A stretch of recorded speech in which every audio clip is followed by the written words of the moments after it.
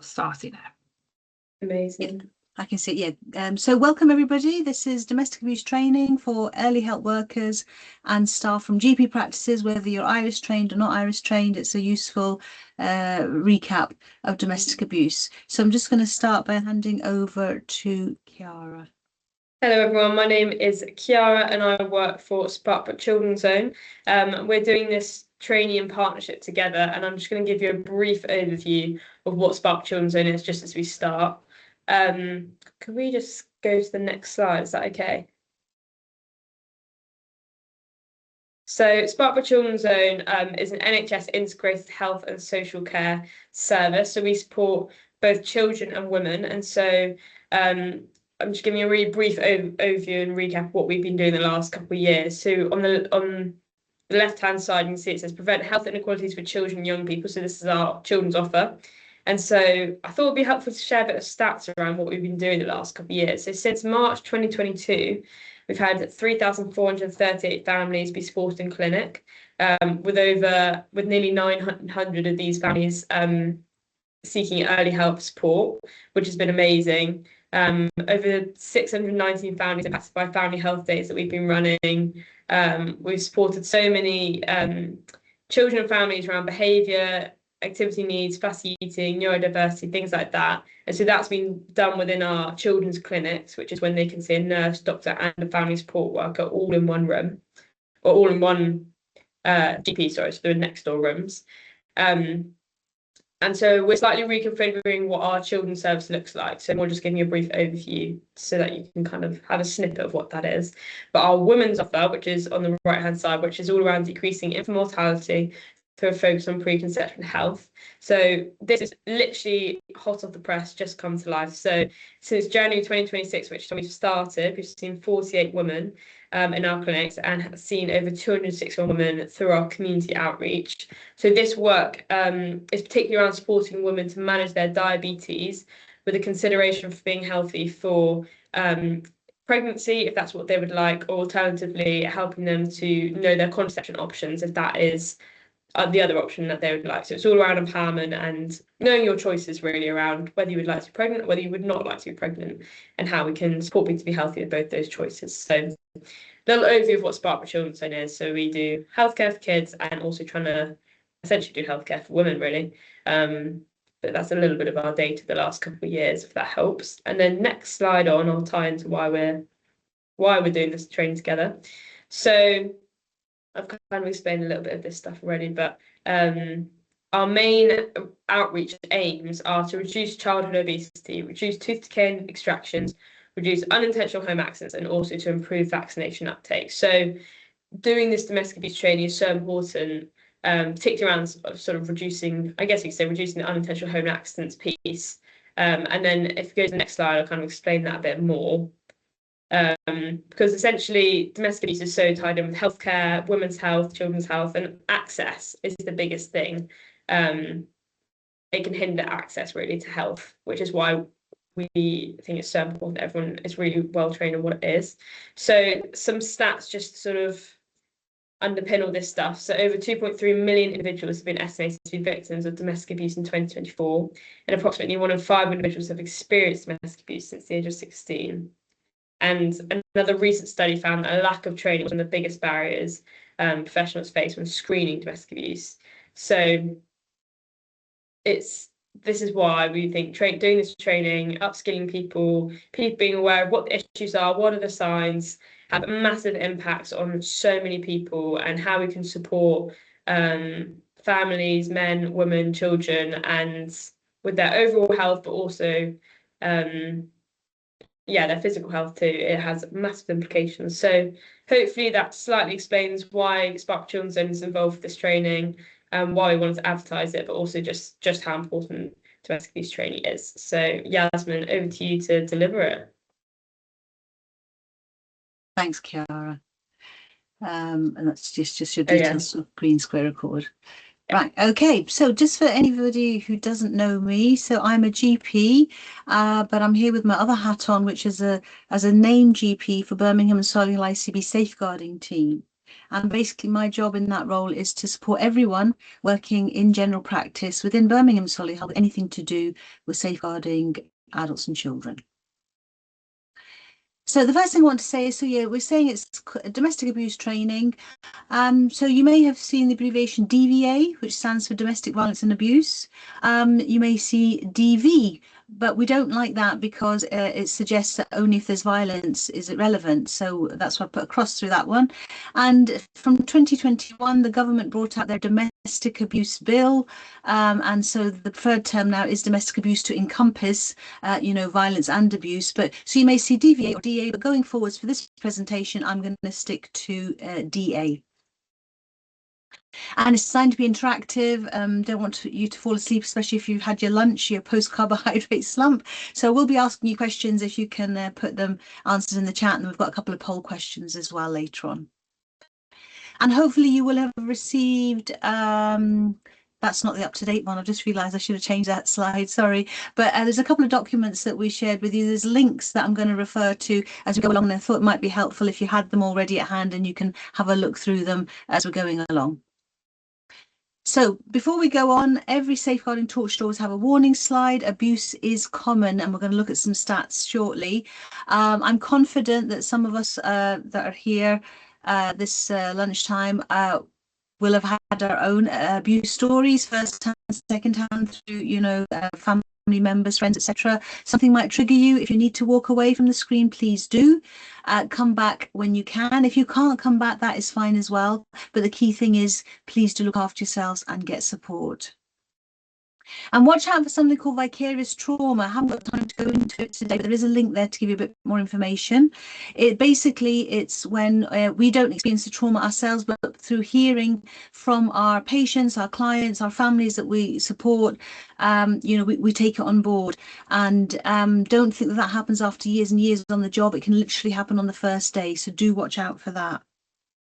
And in terms of the GPs on the call, I'm part of a safeguarding team, and we have a support and advice helpline. There's a number. If you don't have it already in your mobiles, please do add it. And we also have an email address which we respond to, usually if not the same day, the next day. For the early help workers, you'll have your designated safeguarding leads of all your different organisations. And then there's some other sources of support for yourselves, for your family members, for your friends, and obviously for your patients or clients.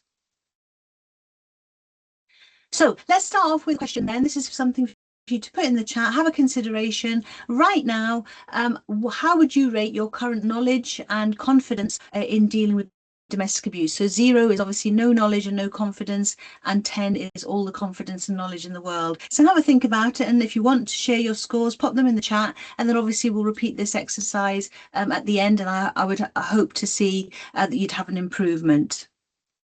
So my aims basically are to increase your knowledge by giving you information and highlighting some basic safeguarding principles, and your confidence by going through 2 case studies and 2 safeguarding dilemmas. I'm just going to have a quick look in the chat just to see if we've got any numbers coming through. Yep, so lots of numbers there, 6s and 7s and so on, which is great, and some 5s and stuff. Great, so let's see what we can do with them.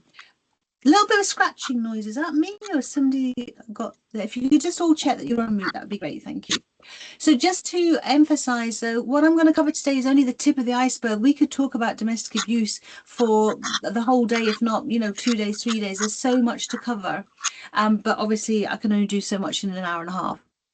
So what is our role in domestic abuse? To recognise, to ask, to be able to respond to what the patient says back, to safeguard and support and refer. So we'll be looking at those separately, but this is the learning agenda. I won't read it out, but let's get started. So let's look at terminology in domestic abuse first. So we use the term perpetrator. This is a term used by police and by solicitors, barristers, and it's made its way into domestic abuse language. So the perpetrator, the person who commits the crime, is the person who harms or hurts the ones they love. The victim is the one who is harmed or hurt. However, domestic abuse agencies that support people who are being abused, there's something passive around the word victim. It's like the person's just lying there and taking all the abuse.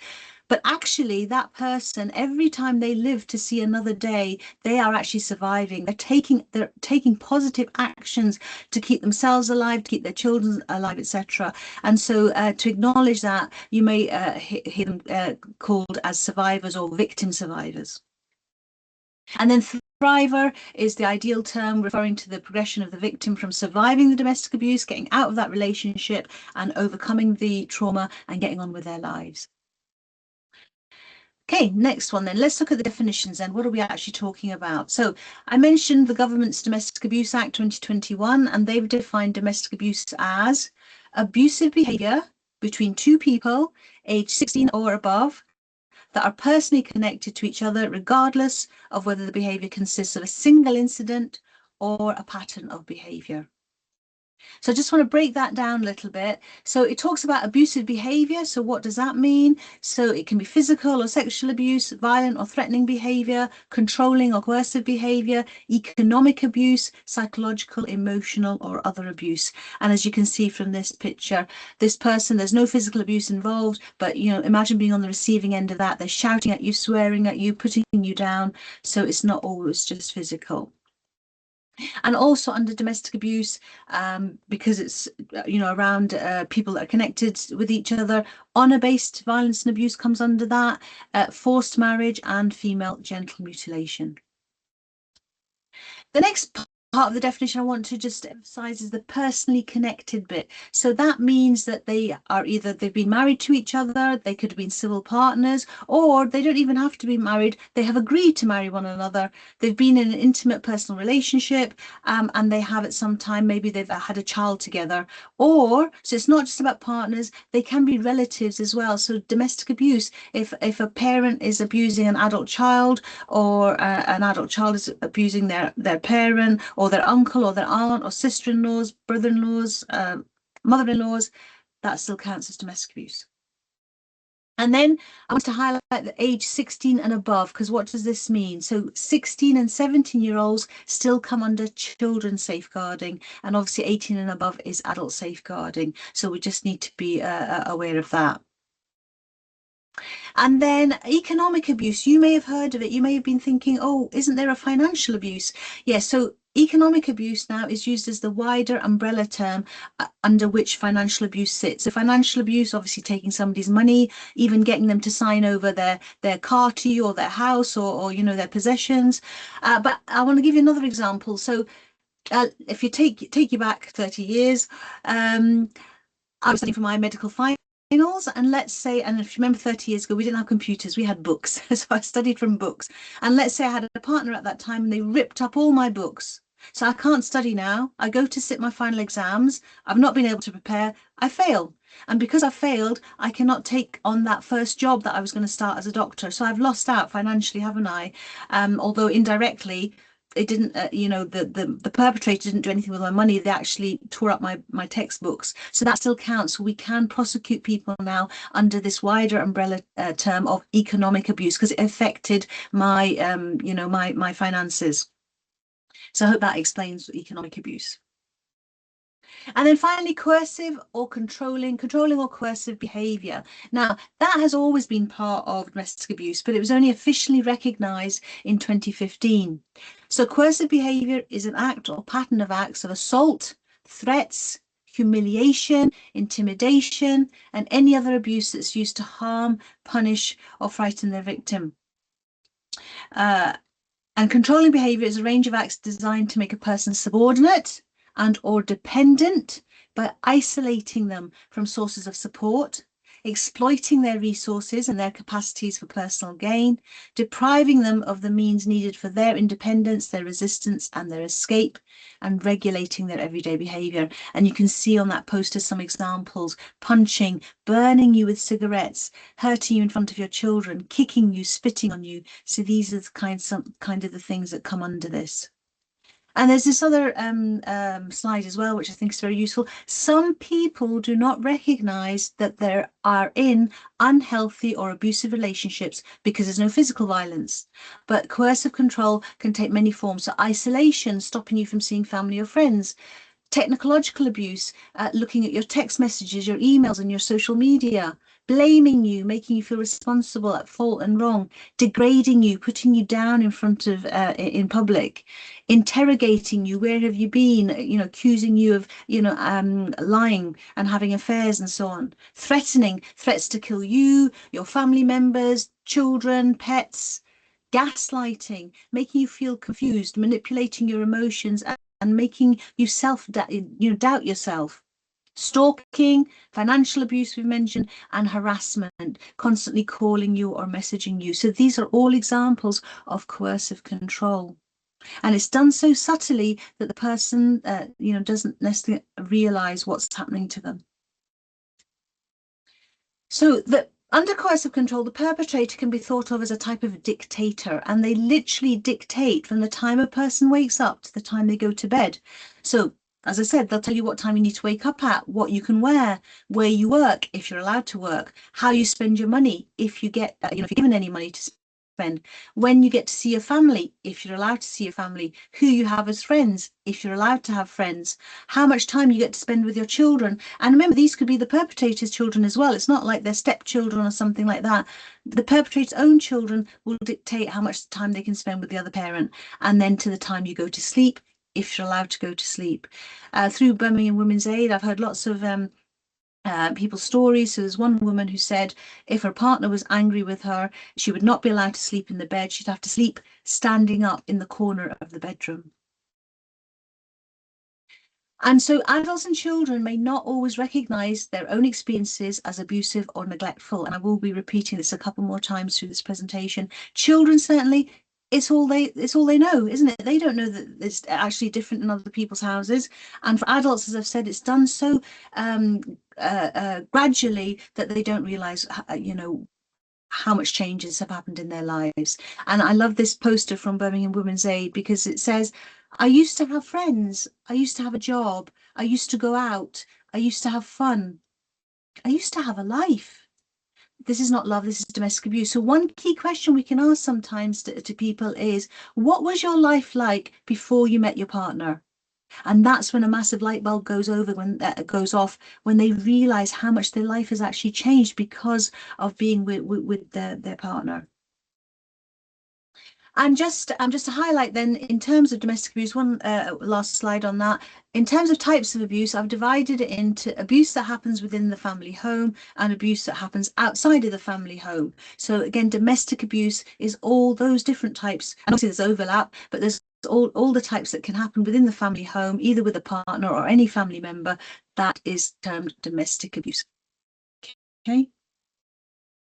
Now, there's a couple of videos, I'm not going to play them, and that's because we haven't got enough time, but secondly, it's deliberate as well. The first video isn't too bad, but the second video can be quite upsetting. So if you're going to, please do watch them, but maybe watch them with support, if you've got other people around so you can discuss them and get support.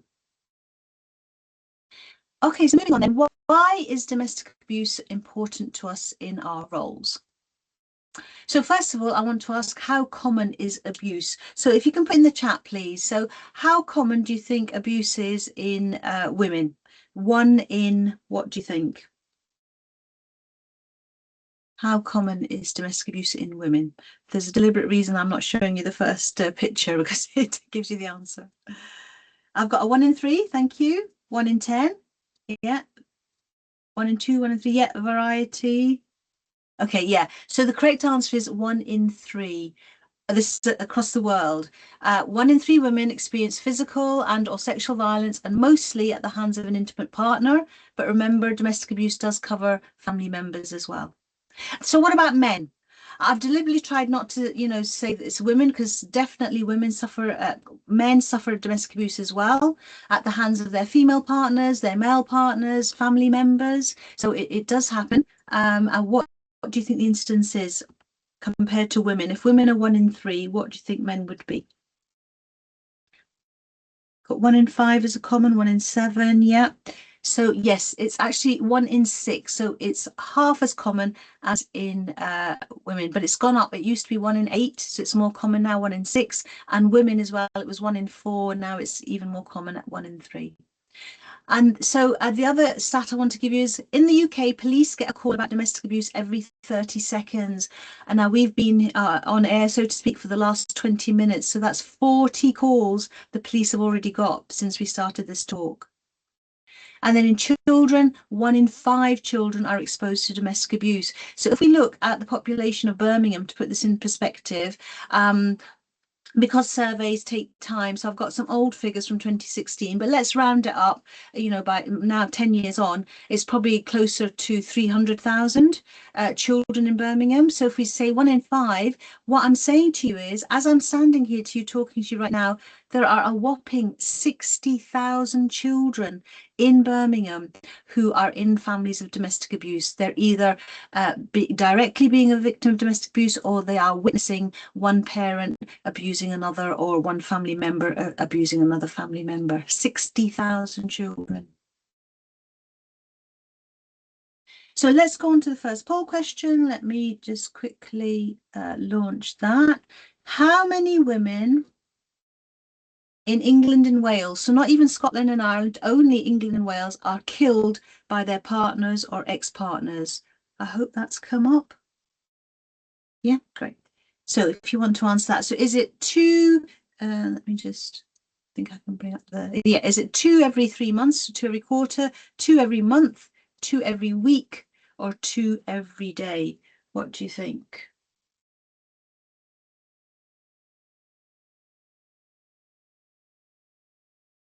Just wait for a few more responses. And I acknowledge that maybe not everybody has access to poll questions, but if you want to put the answers in the chat, you're more than welcome to. I've got one, 2 every month in the chat there. Okay, so the majority of you are saying 2 every week. Right, so the correct answer is, yes, it is 2 every week. So what does that mean? It means that every year over 100 women are killed by their partners or ex-partners. In addition to that, 30 women a day attempt to take their own lives because of the abusive relationship. Sadly, 3 women a week succeed. So that means that over 250 women every year are experiencing deaths related to domestic abuse, either directly by their partners or by their own hand. And all these deaths are investigated. They used to be called domestic homicide reviews. I think just a couple of years ago, they've changed their name to domestic abuse related death reviews. So now they do look at people who are taking their own lives and they suspect it was because of domestic abuse. Those deaths are reviewed as well. They weren't before. So this is progress. And it obviously the person's died now, but it's to try and give their families some sort of recognition that, you know, it was because of the abuse. And again, those were all based on women, but of course men as well. We, as I said, that they are subject to domestic abuse as well. And there's some stats that I won't read them out, but yes, definitely men take their own lives as well because of abuse, and they are killed by their partners or ex-partners. And this is an extra slide if you haven't been, if my talk before, if you have been, I should say, the deaf community. Did you know that the incidence in the deaf community is 1 in 2, so every second person, and that is related to factors around the fact that they are deaf. So just some tips here. Always, if you've got a deaf client or a deaf patient, always use a professional interpreter. Do not rely on the family member because they could be abusing that person. And always when you've got them on their own, make an active inquiry about domestic abuse. When on their own, I mean like with the professional sign language interpreter. And there's a link here. This is a deaf charity called Sign Health, and they support deaf people with all sorts of things, but particularly focusing on domestic abuse as well. Okay, so going to our role in domestic abuse, our first role is to obviously be able to recognise that it's happening. So what kind of physical and mental health problems will our families present with? And we'll look at them in terms of parents, and in terms of the children. So let's do the parents first. That's a question for yourselves again in the chat, please. What kind of physical and mental health problems would the parents come in with? What would we see?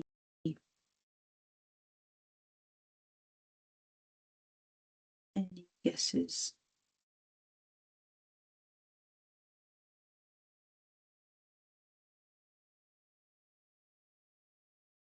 Just got a bit of a delay on my chat. Here we go. Yes, we've got some stuff coming in. Yeah, great. Yeah, anxiety, depression, losing weight, not being able to sleep, injuries. Yeah, perfect. Yeah. So here's my sort of list, but obviously it's you can add things to this. So the kind of physical and mental health problems parents will have is, and you mentioned a lot of them, depression, panic attacks, anxiety, self-harm, psychosomatic symptoms, suicidal thoughts or attempts, we've already discussed, sleep disturbances, eating disorders, post-traumatic stress disorder, fibromyalgia. That's where the tension in the muscles because of the abuse, the trauma, gets trapped, and they have very tender points. Chronic pain, an escalation in the severity of their existing mental health related symptoms, memory loss, other neurological symptoms like dizziness, gynecological problems, particularly if women are being subjected to sexual abuse and if they're being raped. Any vague symptom that doesn't fit in a medical textbook and you wonder what is going on. All of these, the key thing about whatever they're coming in with is obviously these physical and mental health problems will impact on their parenting capacity and their ability to meet the physical and emotional needs of any children that they have. So this brings me to my first safeguarding principle that I'm going to share with you, the think family approach. So we need to have wider thinking when it comes to safeguarding. So when we've got an adult in front of us, perhaps they've got alcohol problems, perhaps they've got drug problems or mental health problems. We always need to obviously support them and deal with them, make their necessary referrals. But before they go, we need to also think child and say, do you have any children? Or are you responsible for any children? Stepchildren? Do you babysit any children? Your nieces, nephews, your grandchildren, etc. Because again, as I've said, what is the impact of that physical or mental health problem that they've come in with to see us about on their ability to meet the physical and emotional needs of any children that they might be responsible for? Look at this. This is mum. She's got depression. It's the afternoon. She's not even got dressed, and she's clearly ignoring the little girl behind her. Has she fed her? Has she spoken to her? What are the interactions like? And another mum. This mum came to see the GP. The GP saw her on her own. Talked about suicide. Give her medication. But did they think, you're going home now? Are there any children at home? Little girls come. It's lunchtime. Mummy, I'm hungry. Can you make me some lunch, please? Is mum going to get up and make her some lunch? Or is this little girl going to go into the kitchen herself and try and make something and end up burning herself or cutting herself with a sharp knife? And then think family. Who else is in the family? One common thing when mum comes in with the children, always think, where is dad? Where is the father of the children? And sometimes people live in extended families. There may be grandparents, aunts and uncles. And are these people supportive to the children, or are they contributing to the abuse as well? So think adult, think child, think family, and then think carer. Some adults have to care for perhaps their elderly relatives. Maybe their parents have got dementia or they're elderly and frail. So think about the impact of that on the children. So their parent has to spend a lot of the day, at their own parents' house, the child's grandparents' house, looking after them. They come home tired. So what resources or energy do they have left now to start looking after their own children? So we have to think of that as an impact as well. And what about children? So children, again, can be direct victims of domestic abuse, but even when they're not, even listening to the abuse or seeing the abuse will affect them. And the impact of abuse starts in the uterus. If you look at this pregnant woman on the left-hand side, she's being, exposed to domestic abuse and emotional abuse, etc. So her adrenaline and cortisol levels will go sky high. Her heart will be beating. She's in fear for her life. And that adrenaline and cortisol crosses the placenta and it goes into the growing baby. And we've got studies to show that the baby's heartbeat will suddenly become very fast as well. The poor baby doesn't know what's going on, but that will be affecting the baby in the uterus as well.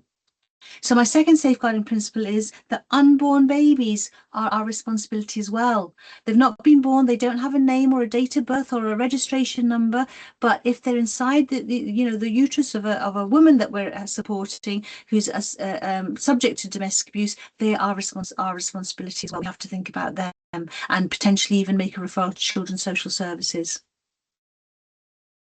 So what about the kinds of problems children will come in with? Do you want to put some examples in the chat?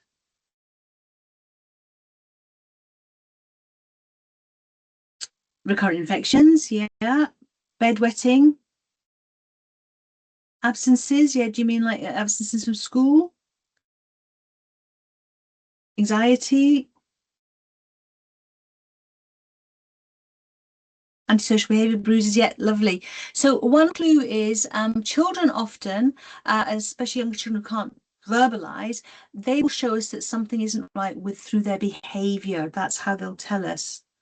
So things like hyperactivity, is it ADHD or is it actually that they're showing that you know things are unsettled at home? And autistic traits. So the child doesn't have autism, but there's a lot of things that they show that can relate to autistic people. Excessive or ongoing temper tantrums, aggression, new onset bedwetting, which you mentioned. So they were previously dry at night and now they're wetting the bed again. That can be a sign of physical abuse, sexual abuse, emotional abuse. Somatic symptoms, so children coming in with tummy pain, chest pain, headaches, we've taken blood tests, we've done scans, and we've not been able to find any cause, and yet this child keeps on complaining of that symptom. We must be thinking again, what's happening at home? Sleep disturbances, recurrent nightmares, eating disorders, mental health problems, and older children misusing drugs and alcohol, and as you've mentioned in the chat, missing school. And the impact of trauma on children brain development. As I've said, it starts in utero.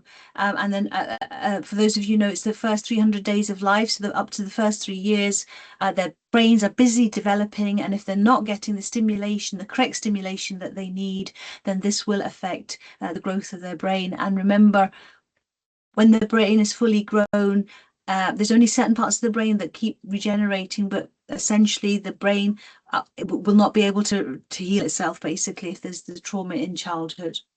Attachment, they don't bond with their parents, and that goes on in the rest of their childhood and their adult lives. They find it difficult to bond with other people. Sensory processing, that's where the neurodiversity comes in, or they have the traits. Emotional regulation, then one thing is they're not taught how to regulate their emotions, and the second thing is because they're being abused all the time, they feel anger or fear, loneliness, or they can become withdrawn. Dissociation, if you look at them, you think they're daydreaming, and they do a lot of that perhaps at school, and the teacher tells them off, or you're daydreaming, but it's actually called dissociation. They're so overwhelmed with emotion that they kind of come out of their body. It's like an outer body experience, so it looks like they're not there. They're not paying attention. Behavior regulation, cognition, as I've said, through the brain development and through the other processes, their education is affected. Consider this. They've left in the morning, mum's lying on the floor with a black eye and a bloody nose because dad's just hit her. They've had to go to school and they know they're just watching the clock because at 3 o'clock they know they've got to go back home. Dad might be drunk. He's going to start hitting them. He's going to start shouting at them. All they're doing is just watching the clock. So they're not listening when the teacher's teaching them, you know, about algebra or geography. They haven't got any headspace to concentrate on that sort of thing. And then concept of self, low self-esteem, self-worth. They're always being told you're rubbish, you're stupid, I hate you, fear of not being good enough and not worthy of love. Consider this. If your own parents don't love you, you're going to say to yourself, well, who is going to love me in this life? And if you're familiar with Maslow's hierarchy of needs, the bottom one is physiological needs. And it may be that the parents, even though there's abuse, they are meeting those physiological needs in terms of having a roof over their heads. They've got food on the table. They've got, you know, the clothes to wear. But then it's the second one, the safety needs. They do not feel safe. They are, you know, they're always scared and so on. And so if you haven't established the second level, you can't move up to the other levels, the love and belonging, the self-esteem, which we talked about, and self-actualization. We all have a desire to become something, don't we? And we want to be the most that we can be. And if children are being traumatized, abused, they don't get the chance to have those opportunities. So children, as I said, turning to drugs and alcohol, getting involved in drug crime. You may have heard of county lines. If they're caught, they're going to get arrested. Now they've got a police record. They go missing from home. They run away from home. They're homeless. They're sleeping on the streets. And sometimes there's what we call sexual exploitation as well. They're used by gangs and other perpetrators to unfortunately have sex for money.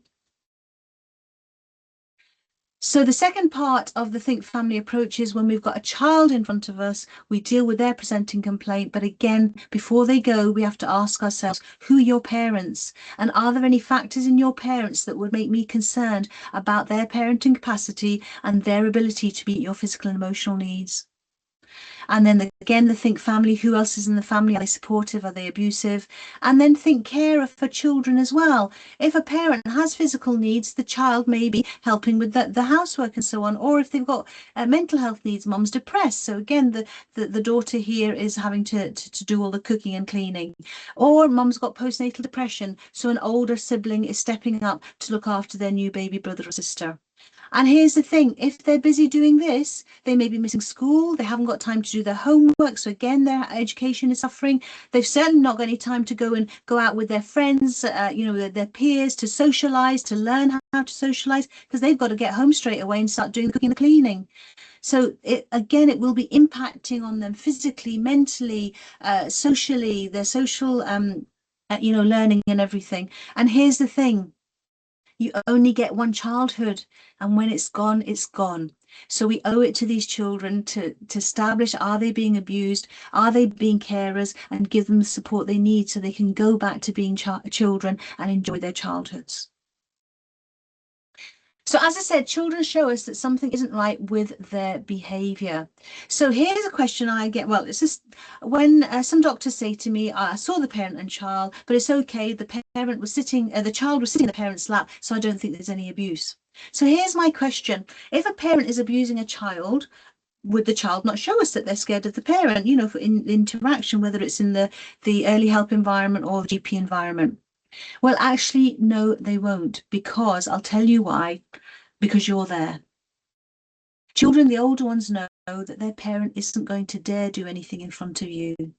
So they know for that point in time, they feel safe and they will sit in their parents' laps or play around them or, be more relaxed. So what I'm saying is, if a child is cowering in the corner, showing that they're scared of the parent, then yes, definitely that is a positive sign that we need to act on. But if they're not showing you, if there's no signs, it does not mean that that child is not being abused.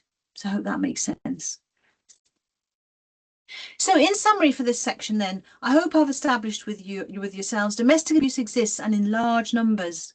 It can affect anybody and everybody, adults and children. It makes adults and children ill, physically and mentally, and it also affects children's development. And people die as a result of domestic abuse. So domestic abuse is very relevant to all of us who work with families. Okay. So moving on then, why don't they just leave? Oh, I'm glad I'm running to time. So here's the question.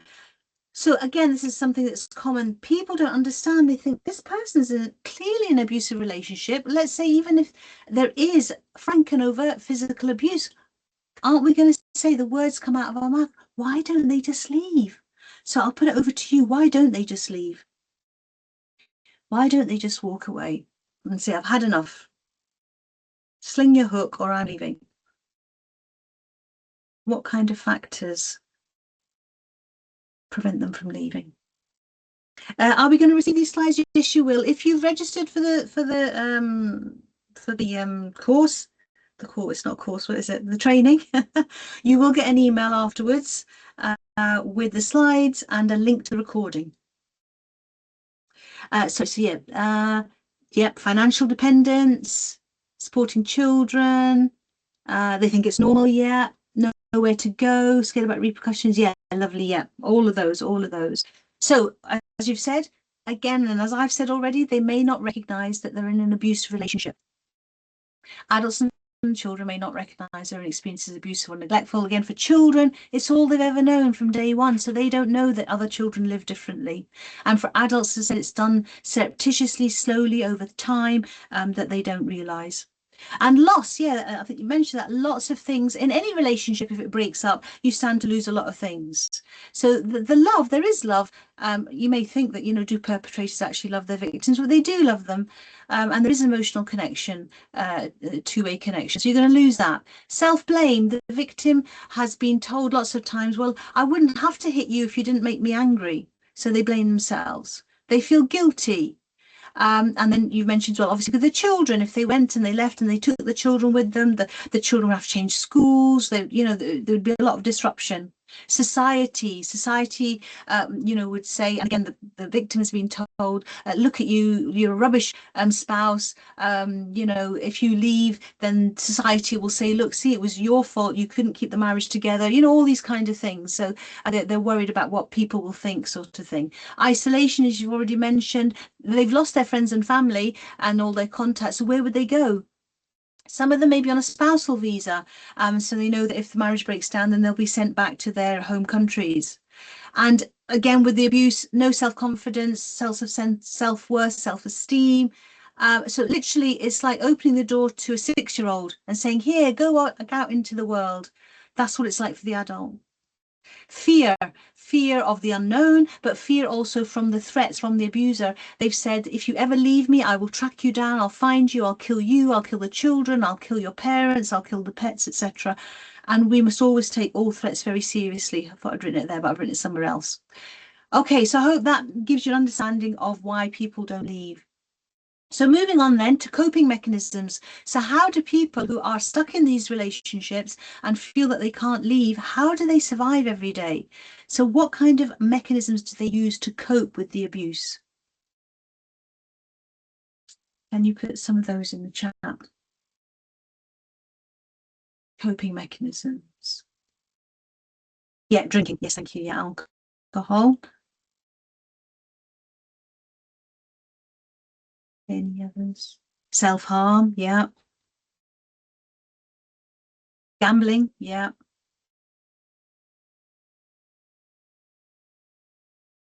Drugs. Yeah. Medication. Smoking even. Yeah.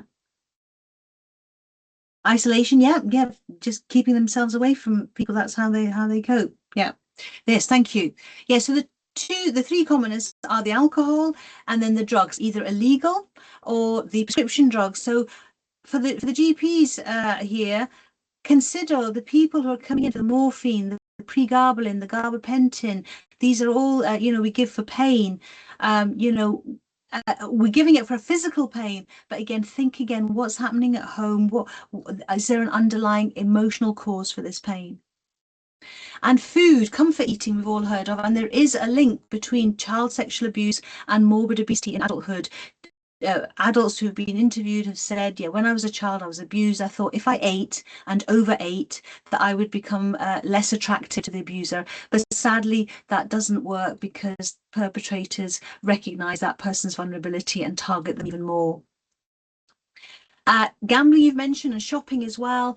We joke about retail therapy, but again, look into it a little bit deeper. You may have friends or family members that spend a lot of money, and the problem with that is they can go into debt, so they can be exposed to financial abuse. And you may have heard of loan sharks. They borrow money and then they have to pay back at extortionate rates. So shopping and gambling can cause more problems.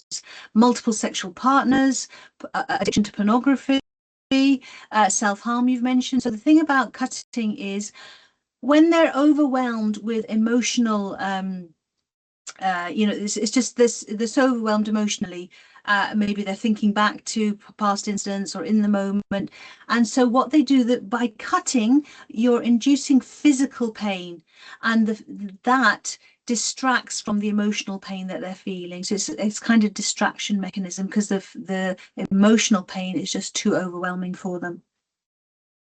So the key thing about this is, please, let's not judge. Let's be grateful that we're not in their shoes, and let's be understanding that the reason they've been drawn to these things is to help them cope. Okay, moving on, how to ask about domestic abuse. So we've recognised now, hopefully we're more aware now of it and that we'd be able to recognise it. But now we need to ask.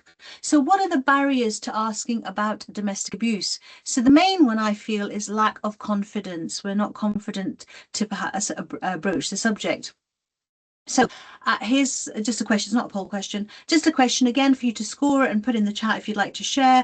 From 0 to 10, how confident do you feel in asking your families, your patients, about domestic abuse? 0 is obviously you don't feel confident at all, and 10 is all the confidence in the world. So if anybody wants to Share, yep, got some 5s and 6s coming through. Some 7s and 8s, great, yeah.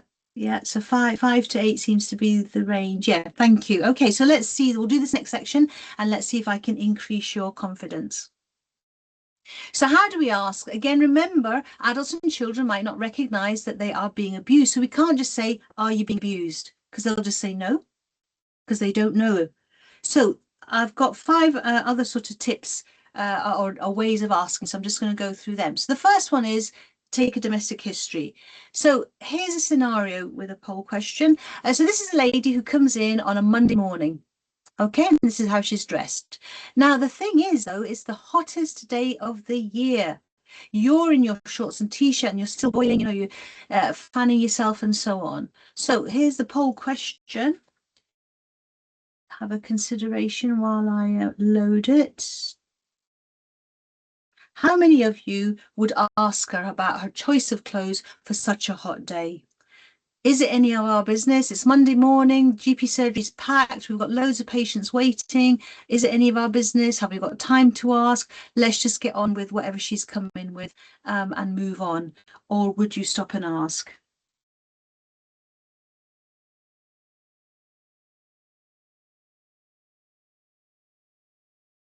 So far I've got 93% saying yes. Any more responses? But some wouldn't, yeah, and I appreciate that, time concerns and so on. But okay, thank you. So here's the thing. That was Monday morning, so Monday afternoon, she's actually found dead in her flat. She's been killed by her partner.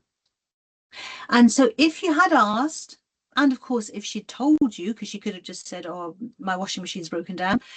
If she had told you, she would have said, the reason I've had to wear a scarf today is because my partner tried to strangle me and I'm hiding the bruises.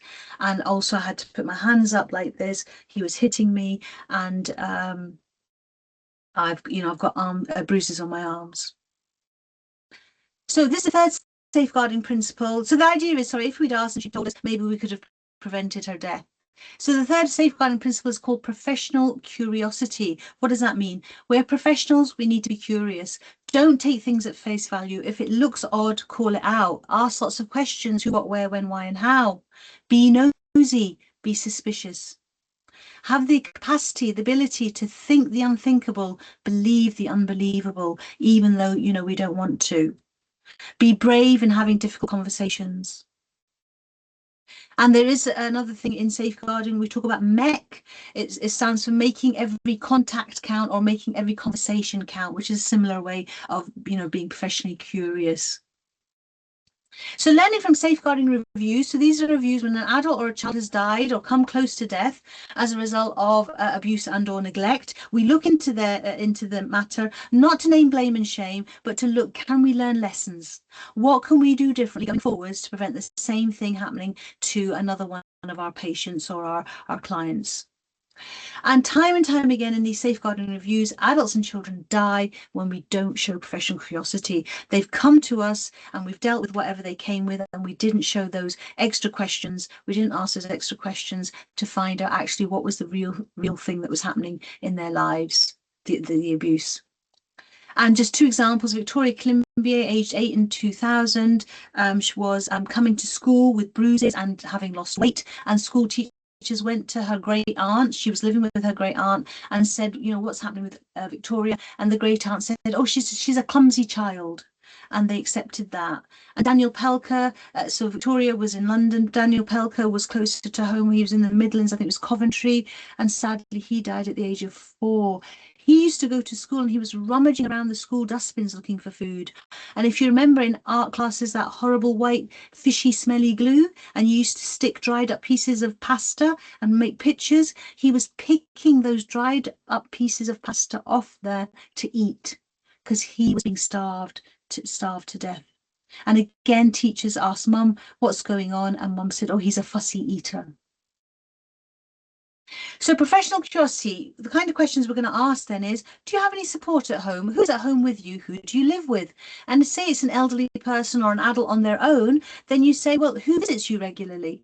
And do you have a partner? But remember, a partner doesn't have to live with a person in order to abuse them.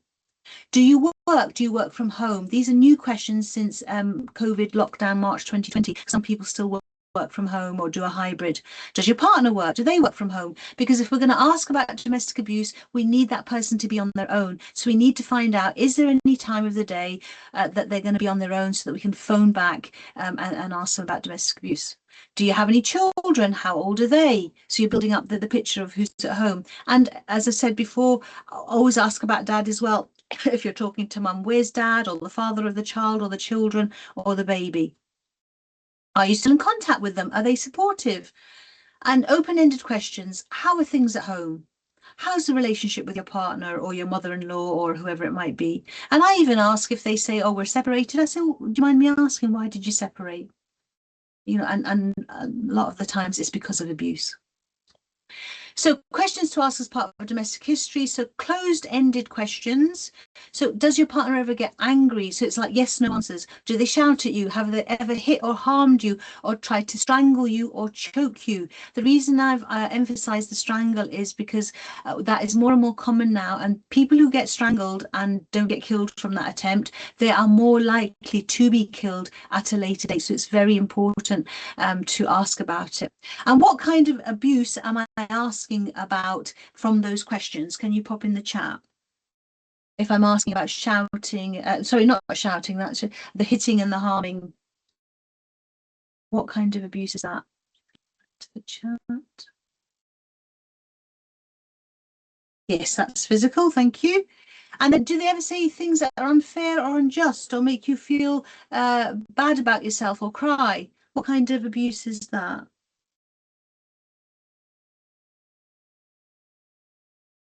Yes, emotional, yeah, emotional or psychological. Technically, psychological abuse affects the way you think, and emotional abuse affects the way you feel. But there's such an overlap that they kind of get grouped together. Here's the next two. Do you have enough money to buy essential items for yourself or the children? We've had women say they can't leave the house because they've got no shampoo to wash their hair. We've got women having their periods and they can't afford tampons, and isolation because they don't have money to top up their mobile phones. And has anyone created debts that you now have to pay off? So the perpetrator gets hold of the credit card and uses it, gets the PIN number from them through coercion. And sadly, the law is that the person whose name is on the credit card, not the person who's used it, but the name, they are the ones who have the debt. So what kind of abuse is that? Yeah, financial or economical. Thank you. Economic. And do you get to see your family when you want to? Does your partner check your mobile phone call history or read your texts? What kind of abuse is that?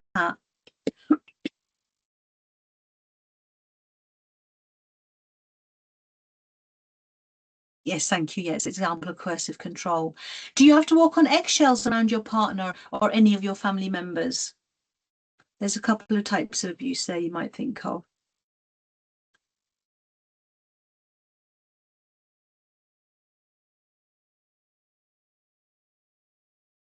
Again, yeah, coercive control, or I'd go for if it's physical abuse if they're scared of them. And then finally, are you scared of your partner or any of your family members? What kind of abuse are you asking about there?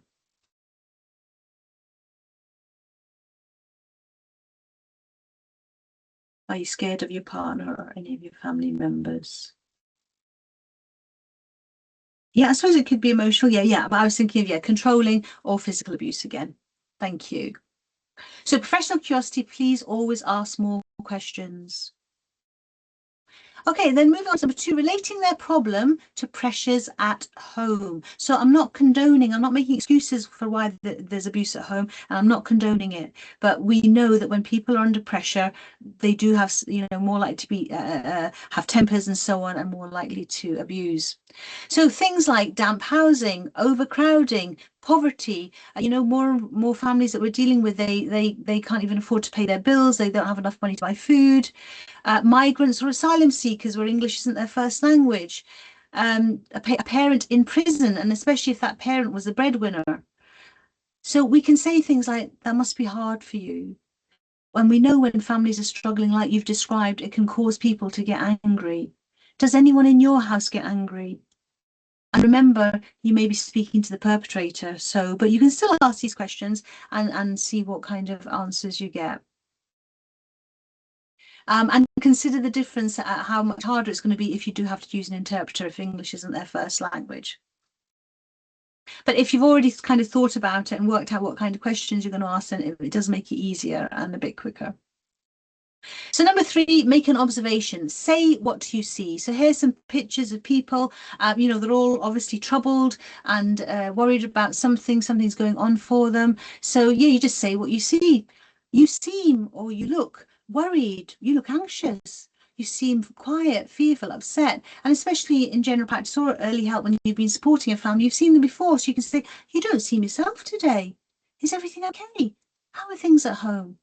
And I'm not saying that every sad face is because of abuse. They may have been made redundant. They may have experienced a bereavement.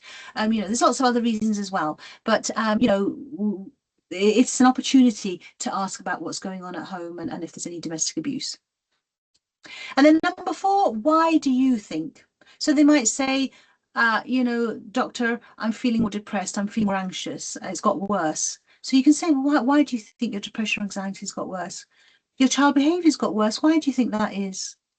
Your child's having nightmares now. Why do you think that? Why do you think your child can't sleep? Why do you think you're not coping? Has anything happened? Is everything okay? How are things at home? So you can see how you step into it quite sort of naturally and fluently. And then direct questions, we've already covered them really in the first section.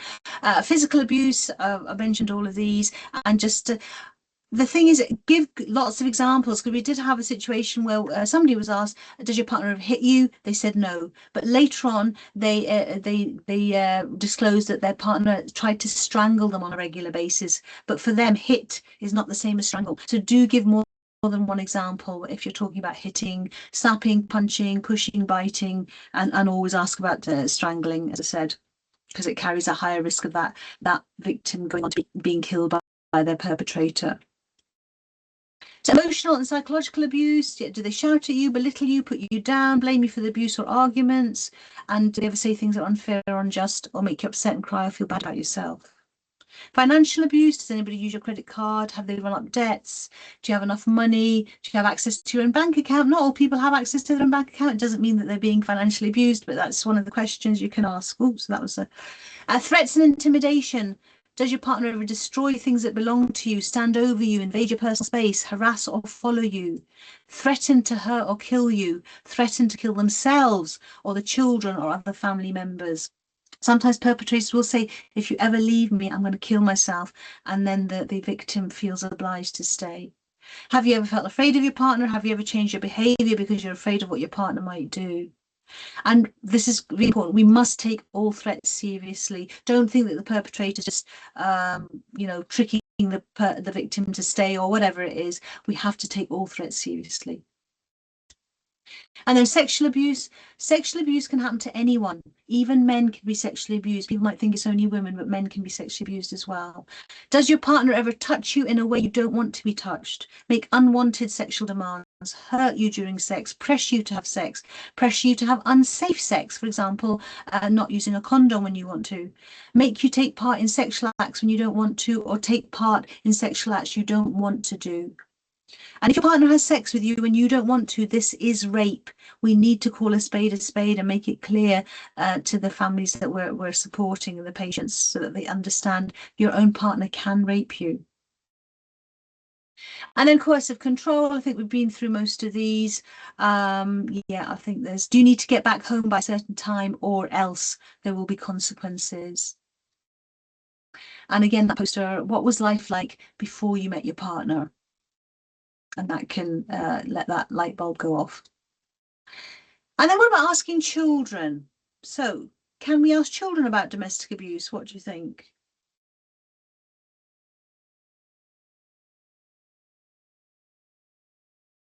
We've got a yes. Most of you saying yes. Yeah, great. Yeah. So the next safeguarding principle I want to introduce is called the voice of the child. If the child is old enough to speak, yes, we should definitely be speaking to them. And again, learning from serious case reviews, which for children are now called CSPRs, child safeguarding practice reviews. So you might see the old terminology, serious case reviews, or the new child safeguarding practice reviews. Children die when we don't ask them about what we call their lived experience. So, for example, those examples that I gave about Victoria and Daniel Pelka, they were asked, obviously, but they didn't say anything. And then the adults in their lives didn't push and knew to find out what they were actually going through at home. So always take a history from the child. If the child can speak to them, explore what life is like for the child, the views of the child. What do they think? They're what we call the lived experience. What is it like to be in that child's shoes, whether it's an older child or a younger child, from the time they wake up to the time they go to bed? That's what you're trying to find out. Don't just rely on parents or carers' version of events, because guess what? Sometimes they lie to us. And then I usually get worried GPs saying, oh gosh, well, how are we going to get the child alone? And what do we say to the parents? Because the parents might, you know, attack us verbally and say, what do you mean? Are you accusing me of abusing my own children? So what we can do is to see the child alone for part of the consultation as part of standard practice. If you say, you know, our early help organization, this is what we do, it's standard practice, or as a GP practice, everybody in the practice as well. When we see children who are old enough to speak, we always like to speak to them for part of the consultation. So would it be all right if you just sit outside for a couple of minutes, Mum, and I'll call you back in when we're done? And most parents, you'd expect them to say, oh, of course, doctor, well, great idea, I'll be outside, just call me in when you're done. If they say no, well, what do you need to do that for? Anything you need to say to my child, you need to say in front of me, what's going on? So if you get that kind of defensive, aggressive reaction, that is telling in itself. They're not letting you speak to the child alone, fine, but they have sort of given you more information through their response. And what about these children? They can't talk. Can they still tell us about domestic abuse? Yes, they can. They have a voice in brackets. They show us again through their behavior. So a child excessively crying, having difficulty in feeding, of course, as GPs, we've got to think something physical. There may be a problem. They may have an infection or, you know, something wrong with their digestive tracts. Yes, of course, we deal with that as well. But we've got to be thinking as well, you know, they were feeding fine previously. What's happening now? And this baby, they have their faces are expressionless. They don't change. You can dangle your keys, go peekaboo, peekaboo, but they're just looking at you with this straight face. It's actually really quite terrifying. And that is a sign of emotional neglect. That child is not being stimulated at home, or there's so much physical abuse that they are just so overwhelmed. They've gone into like freeze mode. Our weariness, they're carrying in the corner. So you say to the parent, you know, oh, why are they sitting over there? Why don't they come and sit more forward? Oh, doctor, what happened was they're terrified of dogs. And on the way here, you know, there was a dog barking at the gate and they got scared. That's why. That's reasonable. It's a reasonable, plausible explanation. But just you remember, have the capacity to think the unthinkable, believe the unbelievable. Is that true, or could it be domestic abuse? And new onset bedwetting, nightmares, scratching skin. There is a lady, I think she's in her 40s, 50s now, and she recounts, she does talks, and she says when she was a child, probably about the age of this girl in the picture, her dad started sexually abusing her. And in response to that, she started scratching her skin. So she got a rash, and her mom took her to see the GP loads of times. And in our innocence, you know, we just treated it as a skin rash, gave some creams, never thought this is the girl's cry for attention. She's trying to tell us that something's happening at home for her. And documentation, always document. Obviously, we do, hopefully anyway, everything we see and hear. But here's the thing, we should also be documenting what we don't see in here, what we expect would be age-appropriate behaviour. So I'm dangling my keys in front of this baby. I would expect them to reach out and want to touch it, but they're not interacting with me. So I need to, you know, record that as well.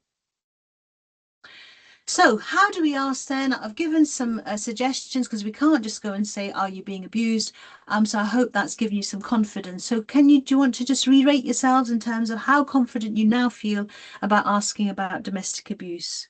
There was 5 tips there, and obviously you can mix and match, and you know, whichever ones you sort of prefer and whichever flow naturally for you. Yeah, lovely. 8s, 9s, 10s, 7, 8, 9, 10. Thank you so much. Any questions about that section? I have been sort of monitoring the chat as we're going along. I don't think, if I have missed a question you've asked, please can you copy it and paste it into the chat again in case I miss it. If I don't respond to it, just copy it and paste it again. Okay, I'll move on otherwise then, but if you think of a question, you can put it in the chat. So how to respond to disclosures. So we've asked, and now we're going to get an answer. So what are we going to say in return if they say, yes, I am being abused? So a disclosure is what we call, you know, the person telling us that they're being abused. So the first thing to say is no disclosure. So if they say they're not being abused, does not necessarily mean that there's no abuse. It just means on that day, at that time, when you ask, they decided not to tell you.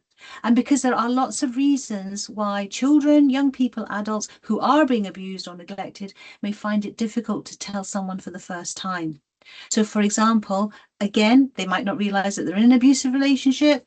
They have feelings of shame, of guilt, and worry about being stigmatized. And especially if there's sexual abuse, children feel very guilty because the perpetrator as well may have said, well, you know, it's your fault I'm doing this to you.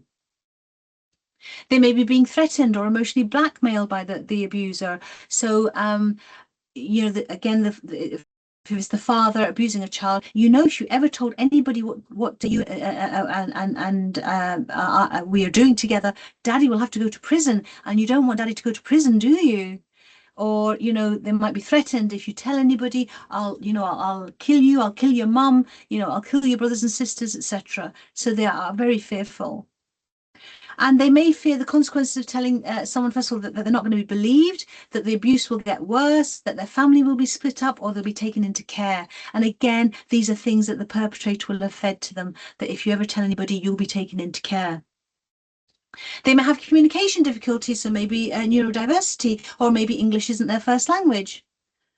And there's been studies on adults who were abused, sexually abused as children, and we found that on average, it takes children are abused 17 years before they speak up. So if they're being abused at age 4, 5, and 6, they will not speak up until they're 21, 22, 23. So so we may see these younger adults coming forwards to tell us about the abuse that they experienced in childhood, but not when as children. So we say that disclosure is a process. It's not an event. It's not like a light switch. Are you being abused? Yes, no. It's not like that. Our role as professionals interacting with families is to provide a safe space for them to be able to disclose when they're ready to. So keep asking. You've asked, all your questions. Is there any abuse? And you're confident the person understands what you're asking. And they say, oh, no, there's nothing like that. That doesn't mean next time you see them, you don't ask them again. You can keep asking them. So make sure you ask the questions sensitively and safely. How you ask will impact on whether or not the victim's willing to disclose and how much they're willing to say. Ask and keep asking. This will be twofold because obviously it gives the person a chance to tell you, but it also increases your own confidence in asking. And don't ask unless the parent is alone. The only rule would be if the child is aged under 2. If they're 2 or over, it's not safe to ask because little children have flappy ears. Even if they're playing in the corner, they're listening, and they can go back and tell the perpetrator, oh, we did have an actual incident where the child went back home and said, Daddy, me and Mummy went to see a strange man today, and Mummy was talking about you. And this was when she went to see the GP. So we have to be very careful with children. So if they do say they're being abused, how are we going to respond? So validation is key. Show them that you believe them, because remember, the perpetrator says, even if you tell anybody, nobody's going to believe you. So we have to, that's what they're worried about. They're going to watch our reactions. Do they believe me? So we have to say something. Thank you for telling me that. Thank you for sharing that. I know, I appreciate, I can guess that wasn't easy for you to tell me. I believe you. Just those 3 simple words, I believe you. And I'm sorry that you've had to go through all of that by yourself. And what not to say. What did you do to make your partner so angry? And remember, again, the partner's always saying as well, I wouldn't do this, I wouldn't hit you, I wouldn't shout if you didn't make me angry. But that is a load of baloney. Okay, perpetrators have already decided in the morning that when they come back from work, they're gonna be angry at their partners. That's when they make their decisions. Or they've had a bad day at work. Somebody's annoyed them at work, but they can't shout at them. They're going to use their partner or family member as their scapegoat. So that's when they make their decisions. Don't think, and then they're just looking for an excuse. They may think at the time that, oh, you dropped water on me, or this food is cold, and then they blow up. No, they were just looking for an excuse. As I said, they've already decided they were going to blow up. So that's not true. They have not made their partner angry. Their partner has made a conscious decision to have a go at them. I can't help you if you don't do what I say. The perpetrator is always telling them what to do. So now we're just going to join in and we're going to start telling them what to do. So that doesn't work either. You're not thinking of the children. Actually, they bloody well are. Every day they think of them, their children first and themselves, how to survive each day of abuse. So please don't ever accuse them of that. And that classic question, which we've already covered, why don't you just leave? Please don't ever ask them that, because we've done that exercise now. We know that there are many reasons that force them to stay in that relationship. And for similar reasons, why do you go back? So they have actually left, but they ended up, the next thing you know, oh, they're back again with them, and your heart sinks. But again, it's these same factors with the children, with the finances, with the fears, all this kind of same factors that stop them from leaving. If they do manage to leave, it brings them back again. And do not approach members of the family, because remember, they could be perpetrators as well. They could be in cahoots with the perpetrator. And also remember, the perpetrator is like a Jekyll and Hyde. So only the partner knows how they truly are, but other family members won't. They're always nicey to other family members, so that they wouldn't even dream or believe if the victim said, oh no, my partner does this and this. They wouldn't believe it. Don't approach members of the community. Some, especially like, you know, ethnic minorities, etc. Some minority communities, everybody knows everybody. So you don't reach out to them. You don't know who might know who. And do not use family members as interpreters. Always use professional interpreters. And do not attempt to mediate. Marriage guidance counselling is not appropriate in relationships of domestic abuse, and I'll explain why. If you can see my hands. For marriage guidance counselling to work, both people in the relationship have to see themselves as equal. In domestic abuse relationships, the perpetrator sees himself up here and they see their victim down there. So it's never going to work. All that's going to happen is the marriage guidance counsellor is going to tell them both to do things. The poor victim will do their side, but the perpetrator is not going to do anything. It's not going to work. My fifth safeguarding principle is that risks in safeguarding are dynamic. What does that mean? It means if you see somebody on a Monday morning and you establish an abusive relationship, but it's, let's say, it's all verbal, you know, it's all emotional and psychological. They've never hit me, doctor. Then the next day they call back and they say, since I spoke to you yesterday, last night, my partner put a knife to my throat and threatened to kill me. In that split second, their risks of being killed by their partner have now gone from 0% to 100%. So every time you see that patient going forwards, or in the first disclosure, you always have to do a risk assessment. And the kind of questions you'd ask are you safe at home? Or do you feel safe at home? Or how safe do you feel at home? On the first disclosure and every time you see them. I know I asked you last time, how are things now? Do you still feel safe at home? And then quickly, safeguarding, we need to safeguard and support. So in terms of adults, we go to the Care Act. And remember, safeguarding, so this is adult social services, will only support adults with care and support needs. And they need to be experiencing or at risk of experiencing abuse or neglect. As a result of their care and support needs, they are unable to protect themselves from the abuse or neglect. Okay, so for example, like this lady in the wheelchair, her carer is abusing her. She cannot fight back. She can't get up and walk away. So she would qualify for support from adult social services. Okay, and so what we call it meeting the threshold for a Section 42. Social workers will intervene and make investigations and do what they need to do to support that adult. However, if it's an adult like myself, I don't have care and support needs. So you can't refer me, well, you can refer me to adult social services, but they're not going to be interested. It's just a waste of time because I don't meet their criteria. But does that mean I can't get help? No, it doesn't.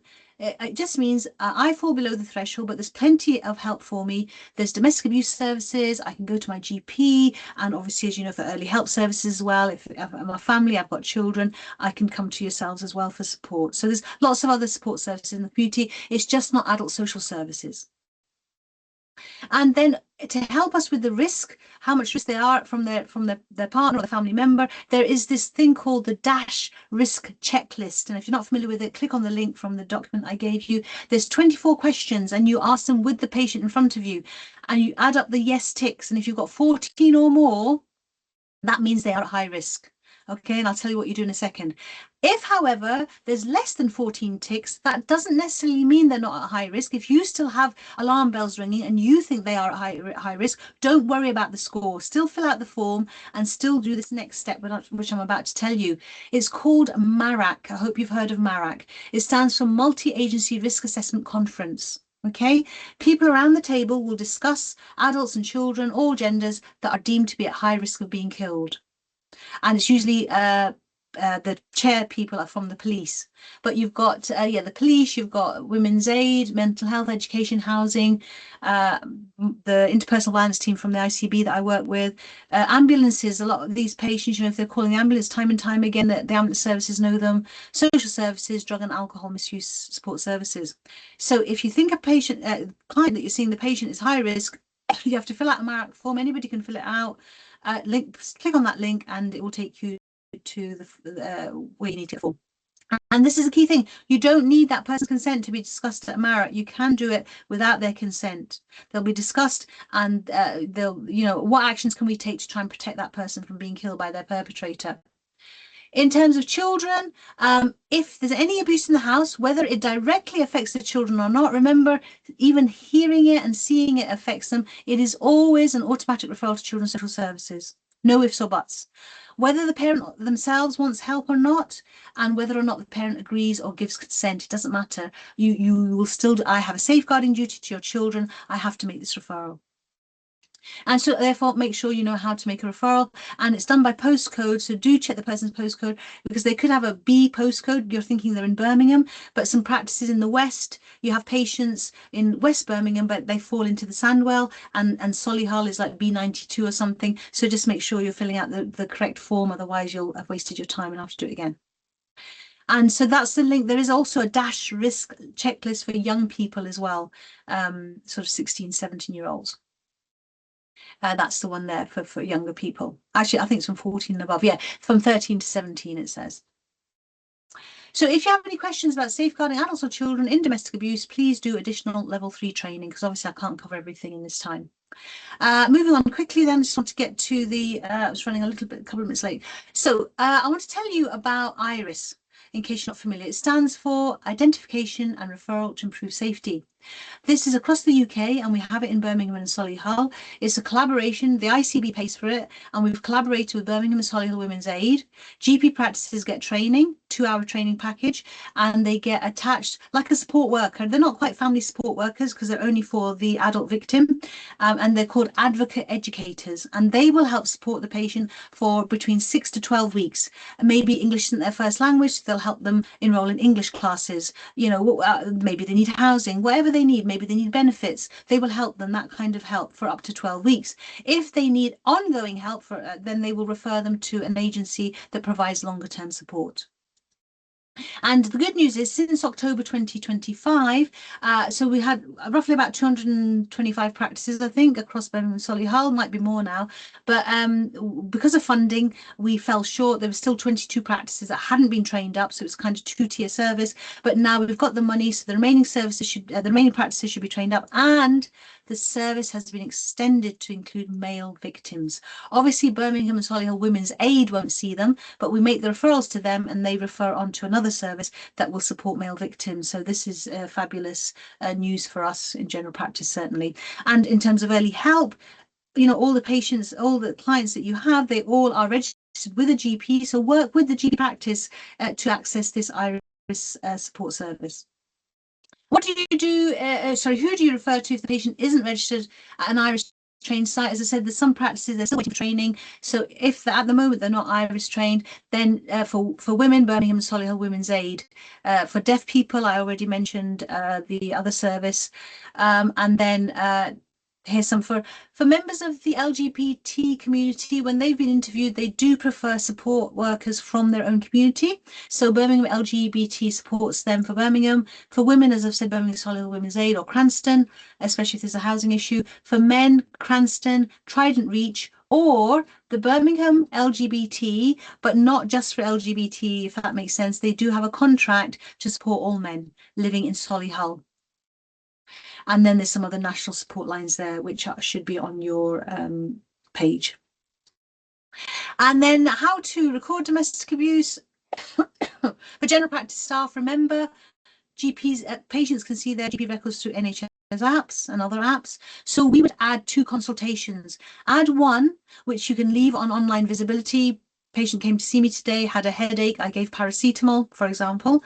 And then the other one you will put history of domestic abuse.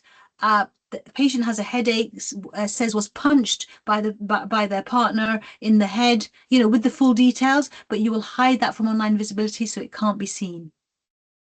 And the RCGP code, recommended code, is history of domestic abuse. The idea is if the perpetrator saw it, you could say, oh, history of, this is something old. It doesn't mean it's referring to you. Sadly, SNOMED has removed that code now. I think it's okay for System 1 practices, but EMIS practices can't find that code anymore. And so the code is history of victim of domestic violence, which is not a good code, as I've said, because then it implies only if there's domestic violence can you use it. But I need to update that slide before I send it around to you. But there's the link to the guidance. But yeah, sadly, you'll have to use that code for the time being. We're asking SNOMED to bring this code back. Early help workers, are you aware that the clients that you work with, the families that you work with, are allowed to see your notes under a freedom of information request? So do go to your designated safeguarding leads if you're not sure how to document domestic abuse within your notes, your records. Any questions there? I want to just quickly go on what I think. No, there's so before I go on to the case studies, then a final summary of domestic abuse. Then, so domestic abuse is definitely on the increase. Sadly, it's the leading contributor to the physical and mental ill health of families, causing huge morbidity and mortality of adults and children. We see families who are victims or survivors of domestic abuse every day. And I hope you'll agree with that now. If you think back about the patients you've been seeing, they're coming in with these things, and the stats show that, you know, they are around us every day. So be confident to ask everyone. Think adult, think child, think family, think child, think parent, think family. And the general practice team and the early help teams are central to identification, support, referral and safety of family members. So please make sure all your staff have training in domestic abuse. Start asking all the people you see. Make it part of your standard history taking if you're not already doing it. Okay, thank you. And my last principle then I want to share with you is never do nothing. It may not be proper English, but never do nothing. If your alarm bells are ringing, take action, and take another action and another action and another action until those alarm bells inside you settle and you feel you have done everything that you can to keep that patient safe. Okay. And so those are the 6 safeguarding principles that I covered today. They're not the only 6, obviously, but they're the ones we covered today. Okay, so let's go on to this case studies then, just running 5 minutes behind. So basically we're putting our knowledge now into practice, which will hopefully increase your confidence. So here is an actual case from Spark Hill Children's Zone when they had their wonderful clinics. And I think we did send them around for you to read beforehand, but I'll just read it out. So a 16-year-old girl, accompanied by her father, visited the Sparkbrook Children's Zone clinic, seeking support for mental health, including anxiety and suicidal thoughts. The initial assessment was conducted by a nurse, followed by a consultation with a GP, and then she met with an early help family support advisor for assistance. During her consultation with the GP, the young girl broke down. She expressed her struggles with her mental health issues and the burden of suicidal thoughts. Despite her distress, she bravely shared her concerns while her father waited outside. The GP provided empathetic support, validating her experience, and offered her a safe space for expression. Okay. So should we ask her about domestic abuse? What do you think? Pop in the chat. Oh, there is a question here. Sorry. We recently made, while you're doing that, sorry, we recently made iris referrals for 2 women and have been advised the waiting list is 9 weeks. Yes, sadly. Yes, Simon, thank you for highlighting that. Yeah, I think it's round doing the complement of staff. They're not fully staffed, or people with sick leave and stuff. It was much higher. But ideally, yeah, it should. But although it's 9 weeks, the first appointment, they do contact the patient within 5 working days just to say, hello, this is who I am. And they do a quick risk assessment just to make sure there's nothing, majorly risky that needs to be acted on straight away. And then they arrange to see the person after 9 weeks. So I know it's not ideal, but they are working on it. And so how do you assess and manage patients reporting strangulation? Shino, there's a whole policy. I'll send that to you with the slides and the link. There's a whole process that I've put together, and it's a totally different training session, 2 hours on its own. Right, lovely. Yes, so everybody's saying yes, thank you. So because we know that mental health problems such as anxiety, depression and suicide are linked to domestic abuse, yes, we definitely in this case have to be asking. So what basic safeguarding principles are we going to use? There's the list of them at the side there. So I'm just making a note that I'll send the non-fatal strangulation protocol as well. Yeah, which principles then? If you put in the chat, out of those 6 principles, and there may be more than one, which principles are you going to use?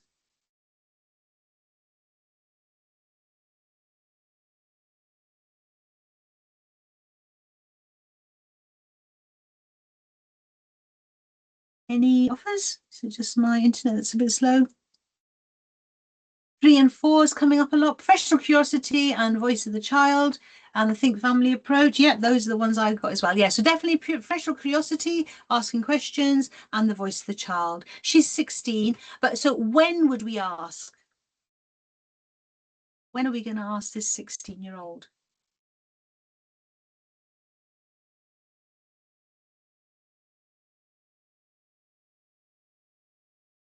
Yes, thank you. Perfect. Yeah, when she's alone on her own. So and as it happened, as I said in the history, her father did wait outside, so she's on her own. We've got that chance to ask her. So here's over to you. So how are we going to introduce the topic of domestic abuse to this 16-year-old girl? What kind of questions would you like to ask her? This is putting your knowledge into practice now.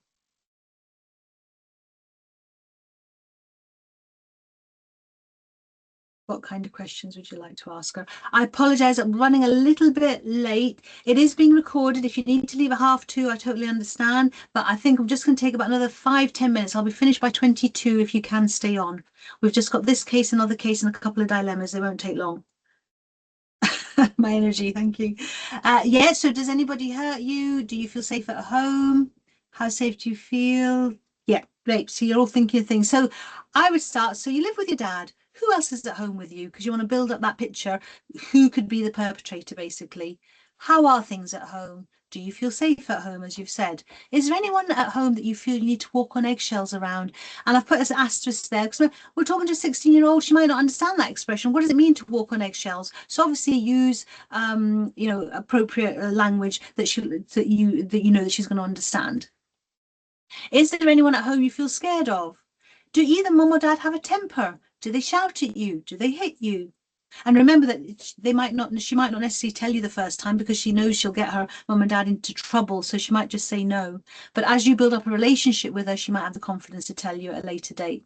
Do they put you down or say things that upset you or make you feel bad about yourself? And as you said, think family approach there. We've got the child in front of us. What about the parents? Are there any siblings? Because if she's being abused, her siblings may well be being abused as well. Any adults with care and support needs, because that would be adult safeguarding. And what is the ethnicity of the family? Is English their first language? Are they immigrants, asylum seekers? Do the parents speak English? Because these all contribute as vulnerability factors for the family. And also that's a chance to ask about other vulnerability factors as well. And cultural factors as well. In safeguarding reviews, what we found is that people are scared. So you might have, say, Asians or people from Africa. There was a family in Birmingham from Africa. They were hitting their children and they said, this is what we do in Africa. And so it became a very delicate situation. Social workers did explain that, well, you know, in this country we don't, but they didn't sort of push it or follow it up because they were afraid of being accused of being racist, you know, if they pushed this family. But, you know, abuse is abuse, and it's not allowed. It doesn't matter what ethnicity or which country you're from. We need to be confident in setting down the boundaries. So any questions about that case before I move on to the next one? Okay, thanks, Uma. Thank you for staying. And as I said, you'll get a link to the recording. You can just watch the last five minutes if you want to. Okay, I'll move on then to the second case. It's sleep problems in a family with complex needs. A couple in their late 20s attended the clinic with their 4-year-old son due to ongoing sleep problems. Mother has learning difficulties, dad has ADHD. They expressed concerns about their son's difficulty falling asleep and staying asleep through the night. The assessment conducted by the Spark Hill Children's own doctor and nurse focused on understanding the family's unique circumstances, including the child's sleep patterns and the parents' challenges in implementing effective parenting strategies. And we mustn't forget the knock-on impact then of the parents not being able to sleep, then being waking up with full sleep. So should we ask about domestic abuse? Obviously we should, because I've put it in the case, because we know children tell us something is wrong with behavior. If they're not sleeping well, what's going on? And also the parents have conditions. Mom has learning disability, dad has ADHD. These are all conditions which are related to what we call adverse childhood experiences. So the parents may have had their own trauma as children, and that would be very relevant to the kind of parents they've become in adulthood.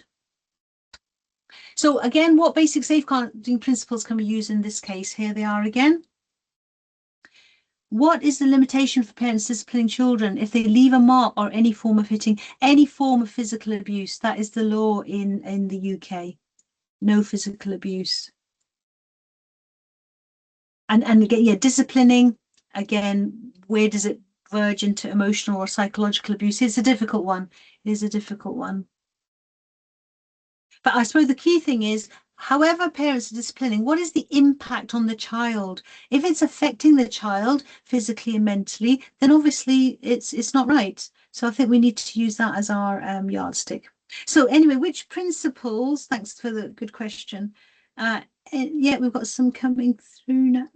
No, I'll give you the answers for the sake of time. So it's the same ones basically as the last one. Professional curiosity, voice of the child. Now, because this case, the child is 4, we would need to have parents' consent and also the child's consent, because we need to say, is it okay? Is it okay for mummy and daddy to sit outside for a few minutes and I can talk to you? Some children might say, no, don't want mummy or daddy to leave, and that's fine. Then we would still speak to them, but we'd have mum and dad present. And we can use other tools such as 3 houses, and don't forget we might need an interpreter, and this is the 3 houses tool. You talk to the child and they can draw pictures. What are they worried about? You know, what are the good things in their lives, and if they had the perfect world, what do they dream about? And so older children can write things, and as I said, they can draw things. So but here's the questions for you then. I'm not going to let you off with this. How are you going to introduce domestic abuse to a 4-year-old child? What kind of questions? How would you phrase them?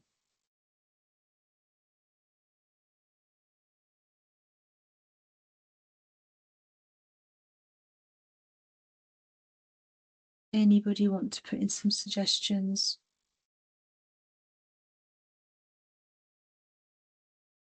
What do you like most at home? Yeah, lovely. It's just a lovely introductory question, isn't it? To just bond with the child, let them speak. Any other questions?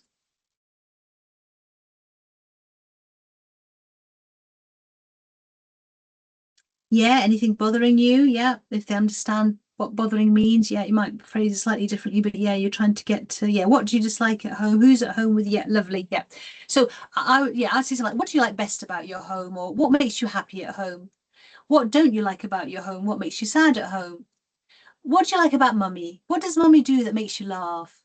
What about daddy? What does he do to make you laugh? And then, you know, once you've got the positives, then what do you not like about mummy? Does mummy do anything that makes you sad? And the same about daddy. Do you ever feel scared? What makes you feel scared? Is there anything at home that makes you feel? So they might say, you know, elephants, dogs, next door's the dog barking. Yeah, of course. Is there anything at home, inside the home, that makes you feel scared? And so do we need to also speak to the parents about domestic abuse? Yes, we do. That with that think family approach, we've got adults, they've got their own needs and demands and so on. So how can we support them, to meet the physical and emotional needs of their son? And ideally, obviously, speak to them separately, ask how are things at home and how the relationship is with their partner and other family members. And remember, you might not be able to do that in the first consultation. You're seeing them both together. So you might say, oh, next time, Mum, do you want to just come by yourself? That kind of thing. So any questions about that case? I'll just quickly, 2 minutes, I'll answer the questions at the end. Safeguarding dilemma. This is something that comes up a lot that I get asked. Let's say you go to a family member's house or a friend's house, and this father is saying, I hate you, you stupid boy, I wish you'd never been born. Or the little boy saying to his mum, Mummy, please can I get up now? My bottom's cold and it's sore and I need a wee and I need a drink. No, you've got to stay there till I tell you you can move. What would you do if you were witnessing that?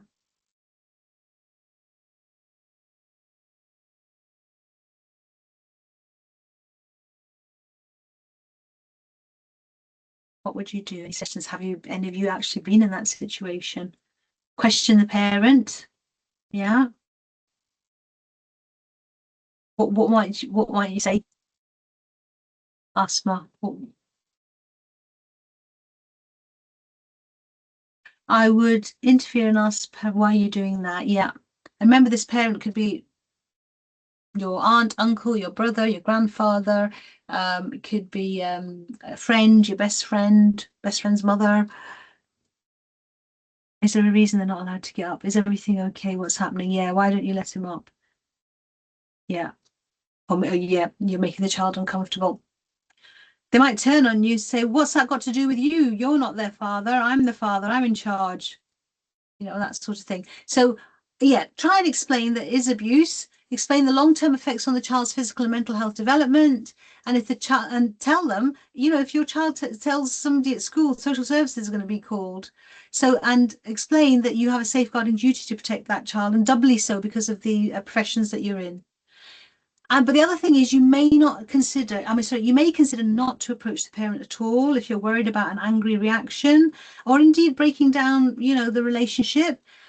But it doesn't mean you're not going to do anything. Instead, I would rather do this option. I know the child, I know their address, I know their first and second name. I would make an anonymous referral to Children's Social Services. The parent might still realize it's you because you were on the scene, but at least that gives time they've spoken to social services, etc., and all the onus is not on you. So I think what I'm saying is it depends on the relationship you have with that person. You know what you can say and how much you can say or how little you're going to say. But the important thing is, any conversations you have, do not have them in front of the child because that's going to send mixed messages to the child. You've got to have it with the adult separately. Oh, do you mind if you just come into the other room? I'm just need to talk to you for a minute. Get them out of that situation and then speak to them. So I hope that gives confidence. And then the last one then is, this is to do with an adult now. An adult friend or family member is clearly in an abusive relationship. You've pointed out to them, but they say, no, I don't want to leave. What can you do? And what factors do you need to consider with the adults?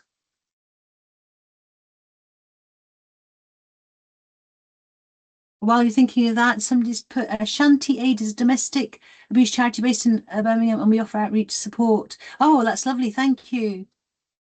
And there's an email address there, shanti-aid.org. So if you don't mind, I will I'll add that to the slides and my list that I've sent of links and send that out again. Thank you.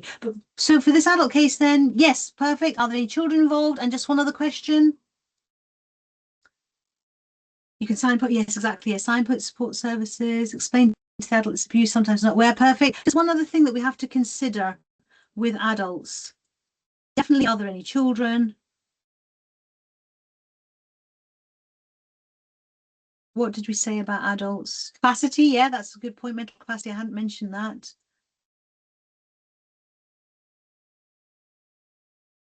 Risk to others, definitely, yeah. Think family approach. Yep, I'll just give it to you. So Does the friend or relative have care and support needs? Because if they do, then it could mean a referral to adult social services. And as you said, are there any children? Because that would be an automatic referral to children's social services. Yes, so either of these questions, safeguarding, you have to consider. And otherwise, as you said, a safety assessment, keep reassessing that safety. How safe are they at home? Offer support, like support services, and discuss all the options, and just keep doing that every time you see them. And yes, as I said, if there's children involved, you have to refer to children's social services. So that's the end of that. And just back to the warning slide again, the support services. If anything, you've been triggered, please do get support from whoever you feel safe getting support from.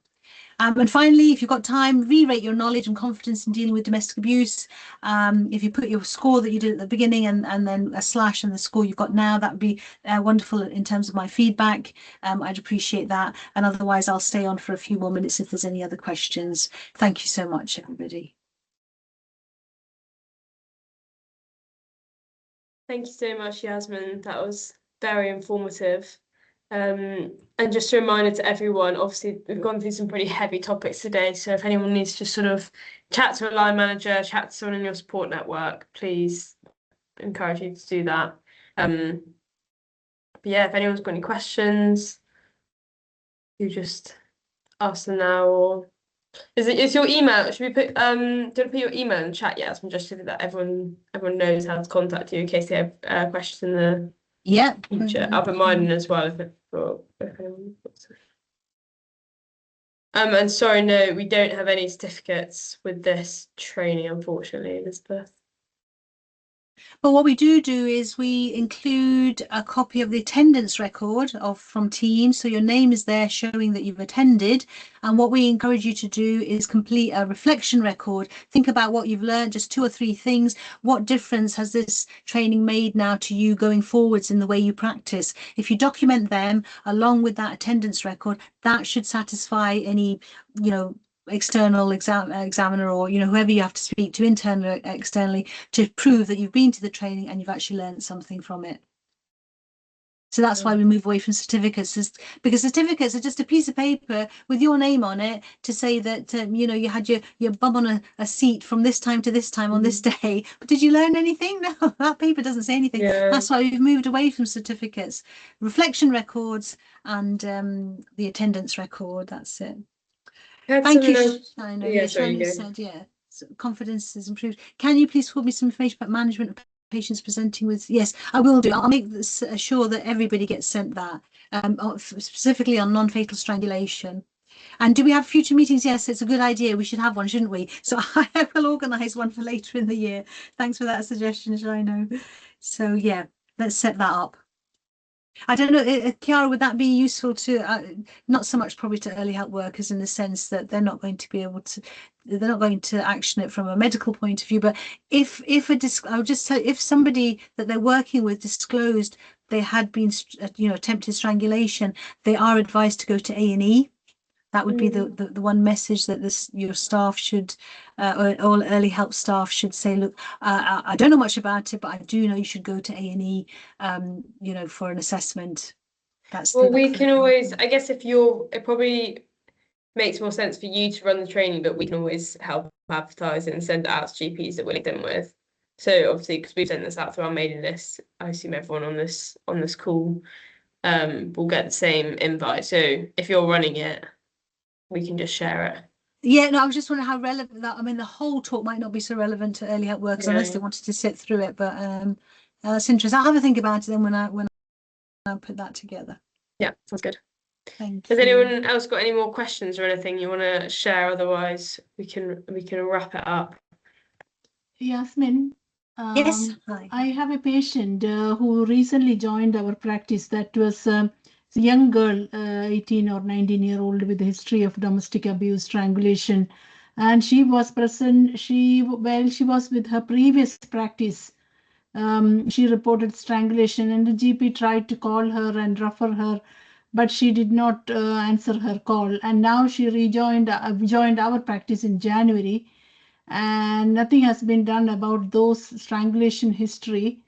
But she is under social services, and she is moved away from her the partner who was assaulting her. Do Okay, I that's have good. to go back to the history of strangulation and then decide on, this for the management, including Yes. arranging CT Yeah, exactly. Yeah, angiogram? definitely, because you need to know are there still any signs and symptoms, because if there are, she still needs that CT angiogram. The risk of having a stroke is the highest in the first 4 weeks after the incident, but it doesn't mean it goes to zero after 4 weeks. There's still an ongoing risk up to a whole year, they say. So Yeah. yes, please do assess and and refer her if need be. Yeah. But the CT angiogram is now hard. You have to get advice and guidance through the that is, I think, the neurosurgery department. That's how it works in Birmingham. And no, not if it's for non-fatal strangulation, for other reasons, yeah. But if they've got signs and symptoms from the guidance from the Institute for Addressing Strangulation, if it matches up, there is only one pathway, and that is A&E. They need to go to A&E and have that CT angiogram done within a couple of hours. Yasmin, this happened sometime I think in November 2025.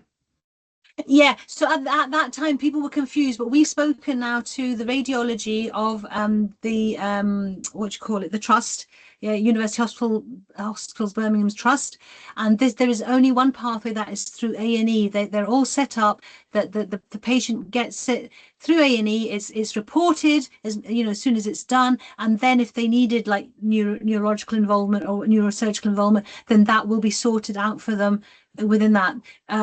Any other way delays it, because the point is, if you've identified that they're at risk, they need that CT angiogram ideally within an hour, but let's say within a couple of hours. We can't be waiting for advice and guidance 3 or 5, 4, 6 weeks later. That they could have had their stroke by then. But what I am trying to say, this is an old one.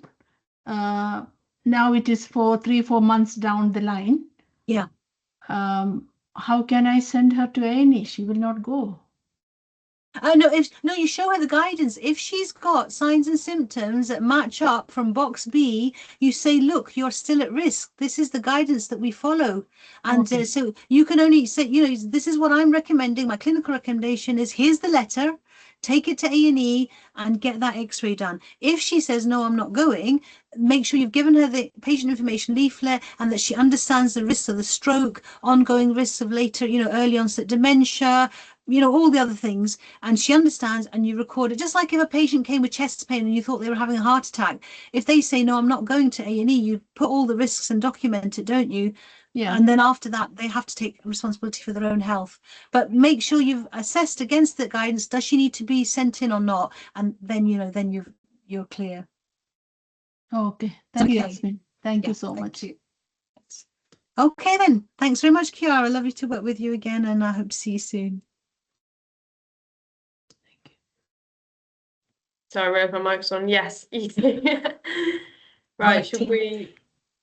We can close now, yeah. Start leaving the call. Oh, I'll just stay on to get that link for the thing. Let me just swap that. Yeah, maybe when you send out the PowerPoint and recording to everyone, I think it sounds like quite a few people would value the strangulation. Yes, I'll make sure. Yes, definitely. I'll give that to Sophie and. Right. Actually, will you send it to me as well, the recording and the presentation? I will do. Yeah, great. Because there's a couple of people who couldn't make the call but would love the recording. All right. Yes. No, that's fine. Amazing. Lovely. Thanks a lot. Thanks. Just gonna Great. get.